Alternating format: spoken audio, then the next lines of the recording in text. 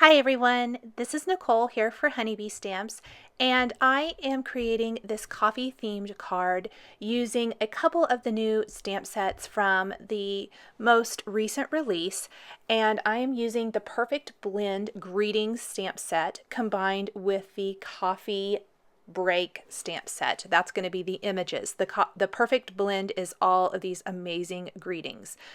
I started with a stitched rectangle die cut with the A2 double stitched rectangle die. This is from some Bristol Smooth cardstock. I'm going to do a little watercoloring with Zing Clean Color Real Brush markers, and I love the Bristol paper for coloring with those. I want to stamp my greetings first. What I love about so many of the Honeybee Stamps greeting stamp sets is that you can mix and match the greetings to read whatever, or say whatever you want to say, I guess is what I want to, how I want to put it. And I decided to combine greetings. The sending is a separate greeting, so is a whole, then latte and love. So those are 4 separate greetings, and then the life happens coffee helps is all one. So I am stamping all the smaller words at once, and I'm going to stamp those with some VersaFine black ink right here along the top edge of my background. And I've left space for the word latte. This is a little bit larger word. It's scripty, and I want it to really stand out. Oftentimes, if I have a large greeting like this, and one of the words has a different font than the others, I like to highlight it, especially in this instance where it is a card that is talking about coffee and coffee drinking. So the latte is going to be the highlighted word of this text. I'm going to stamp latte with Versamark ink and emboss it with a colorful embossing powder. And I am a huge fan of red. I think it really pops, and it's going to look amazing when this background is all watercolored and paint splattered, and it's still going to show up really well. That's the other thing about the Honeybee Stamps greetings. They are a nice size. They don't disappear into the design of the card at all. The sentiment here is definitely the showcase paired with the adorable coffee cups, of course, but it really stands out and is a very important part of the design. Here's this red embossing powder. I've had this forever. Go ahead and heat set this then. Now, I had some little flecks in a couple little places. Before I heat set that, I like to take a little paintbrush and remove those paint flecks, or embossing powder flecks rather, so that they don't get heat set. I really like my greetings to not have any of those little flecks all over the place. Even though I used a powder tool, some of the embossing powder flakes just wanted to stick on other parts of the card. So a little paintbrush is so handy in this instance. Make sure it's dry. It'll help pick up those little embossing powder flecks and move them out of the way. So here is my greeting along the top edge of the card.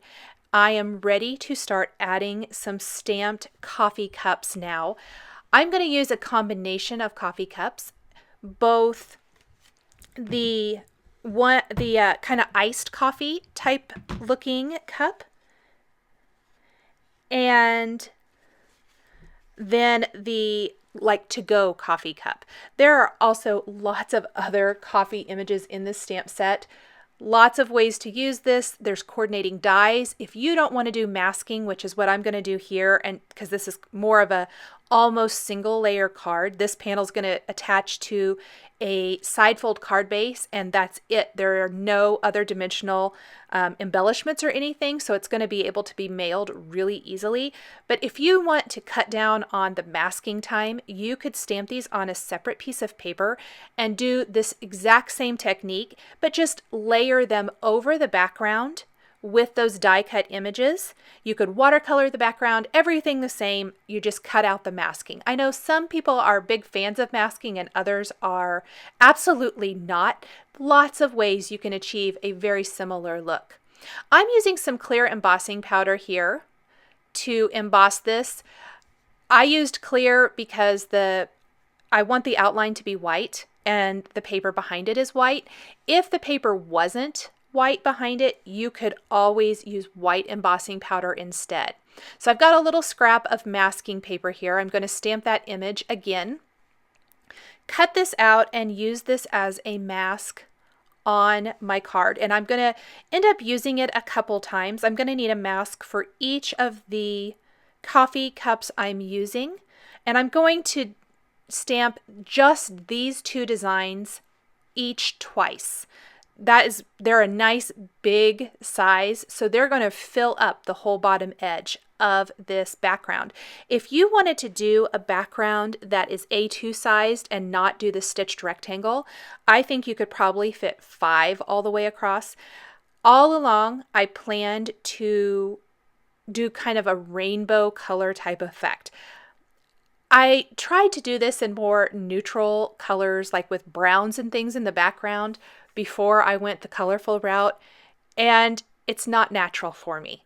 And I realized that, and after sleeping on it, I thought, I'm going to go with what I know I like personally, and that's bright and colorful. If I can throw in rainbow colors, I generally like to try to do that. And what the final result ended up being something I really loved. So here is the mask on the first coffee cup I stamped. I tried to make sure that I kind of split the difference. I started somewhat just left of middle with stamping my coffee cups to ensure that I'd have enough room all the way across the bottom of the card. And other than the first coffee cup I stamped, they're going to be cut off in some way. And this kind of helps ground the images as well, so that they don't feel like they're just floating out there in outer space. Once I have the second cup stamped, I can remove my mask, but I'm going to need a mask for this cup as well. That's because there is a straw image that works with this, and I want some fun little straws coming out of the iced coffee cups. I'm not going to need a mask for the straws, just kind of for the top of this coffee cup, and then if I'm going to need, I might as well cut out the whole mask for this because I'm going to need it in a little bit as I move across the bottom of the card design. I think you can see those two outlines that I've already embossed a little bit. So here I'm going to pop my mask in place, grab the straw, stamp that straw, and then heat emboss this with that clear embossing powder. And I forgot to remove my stamp, so I'm going to try that one more time. I like to use a stamp positioner tool when doing masking. I feel like it gives me a lot more control over where all of the images go, and just kind of a security measure, because you can't really just remove that image if you've already stamped it on your card. I'm going to add 2 more images. I'm alternating between the iced coffee and the to-go coffee cup.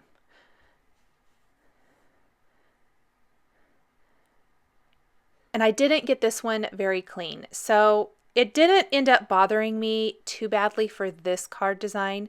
But if you want bright white outlines, make sure you've got your stamp good and clean before you stamp it with Versamark, because that Versamark is going to pick up any residue on that stamp. And in this case, it picked up the VersaFine, and it's going to transfer that to the paper. And if you use clear embossing powder, it's still going to show up. At this point, I did not want to redo the whole card, and I figured with all the watercoloring and things I was going to add to this, it wouldn't bother me too bad, and it really didn't in the end card. Otherwise, I might have started over at this point, but I decided not to. So I'm going to go ahead and heat set this so I can add the straw to this image as well, before I finish with my final coffee cup along the right side.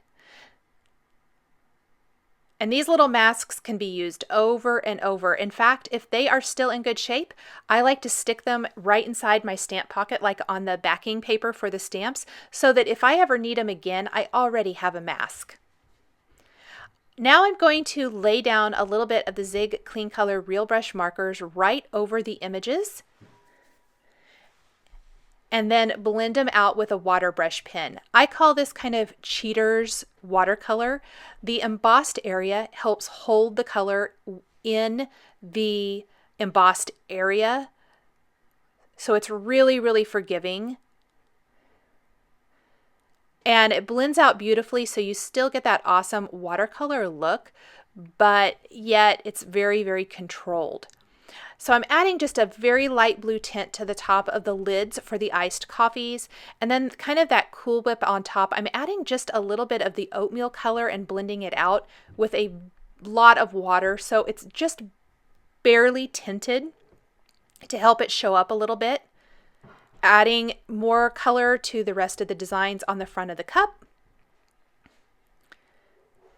Red straw here coming out of the pink iced coffee. And then real quick, I decided to lay down a little bit of color. I started with the Shadow Mauve, the same color I used for the lid of the cup, to see about adding some color to the background, because that's really going to help make the tops of those coffee cups pop. However, I didn't really like it, was too light, so I'm going to go with a light blue instead, and I'll go ahead and finish that in a little bit so you can see more of that. I colored in the next coffee cup with some oranges and yellows, a little bit of red. I've got a little bit of red in the pink cup as well. Then a blue cup with a green label and a green straw. Again, the lid had a little Shadow Mauve and a little oatmeal for the whip at the top of it. And finally, some purples for my last cup with a red band, kind of pinkish red band it ends up looking, and a pink label. So very bright and colorful, definitely has that rainbow feel. Little red heart that I stamped there at the end of the greeting. I'm going to color with some reds as well. And I lay down my color pretty messy and blend it out with that water brush pen. It gives a really nice effect. Once everything is all colored in, I am going to go ahead and scribble some of the light blue marker on an acrylic block, then pick that color up with my water brush pen and paint that all the way around the edges of the coffee cups, down there along the bottom. And I did make that red bleed from the heart a little bit, so I'm just cleaning that up. This gives a much smoother application, and I'm just kind of lightening it towards the top of the card behind the stamped and embossed greeting. Now on another acrylic block, or a cleaned off acrylic block, I just use this as a little palette, and I'm going to go ahead and put a little broken china distress paint on that, water it down with a little water, and then pick it up with a small paintbrush and flick it all over the background for an awesome distressed look. This is going to give some nice little droplets because I'm using a really small paintbrush. The more water you add, the more it's going to give a little bit more of a translucent look of drop. I don't put as much water in it. I like the color to really show through. I'm going to use some Picket Fence white next. It is not going to show up near as much. It's just going to help with the distressing a little bit. Then you want to set this aside to completely dry. I like to let it air dry. Once it's done air drying, I'm going to go ahead and finish putting the card together. I've got a side fold card base here. I'm going to put some adhesive down right on the card base, pop my background in place, and then I'm going to take a little glossy accents and add detail to the heart, the labels on the coffee cups, and then the two iced coffee cups with the lids. I want to add glossy accents to those as well. Since they are kind of plastic and see-through, I think this adds a lot to the design. And the lid actually goes over the edge of the cup. That's why I did that little lip a lighter color. I wanted it to look more like it was translucent, like you're seeing through it to the color of the cup underneath. I'm going to set this aside to completely dry, probably about an hour or so. And this coffee themed card is all finished. Thanks for joining me today for this coffee card featuring honeybee stamps and dies. The supplies I used to create this card are linked below the video here on YouTube. Here are a couple more videos featuring honeybee stamps and dies you might be interested in. Thanks for watching, and we'll catch you next time.